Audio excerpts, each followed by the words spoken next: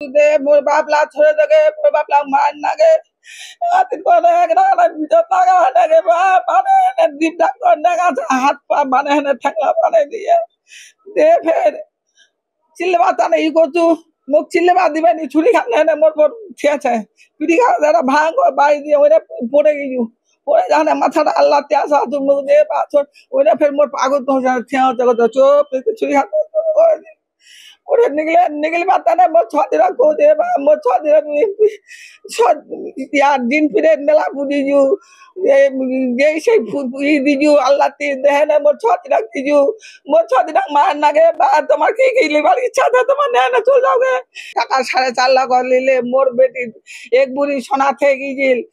ছোট বেটি আর বড় বড় বহুটা জিনিস লাছিল এলা সব মোর ঘরতে নিগলা টাকা হানে মোর বেটা দুটাকে এমন ফুটবলে লাট দেয় না একজন গাড়িখানে পর বসে কাগজ পাতিলা লোয়া হয়ে গিয়ে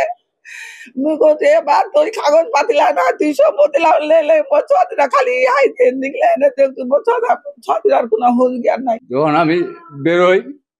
তোর আমাকে বাটা করে বানের উত্তর করে একদম তুলে রাখছে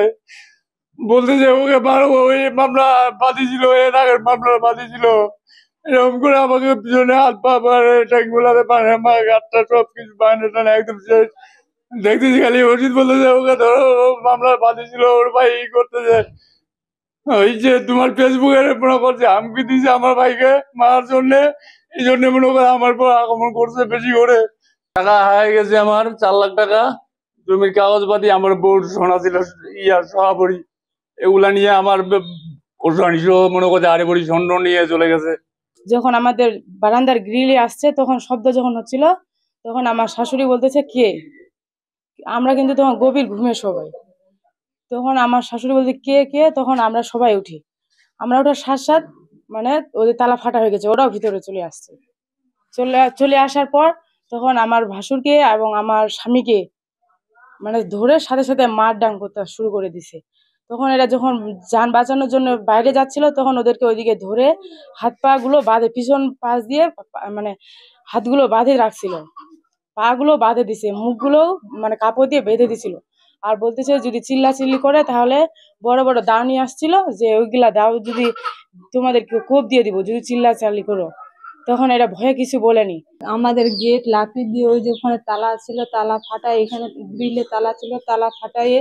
আমার স্বামীকে আমার দেবরকে ঘর থেকে তুলে নিয়ে বারান্দা ওখানে পিলারে বাঁধিয়ে রাখে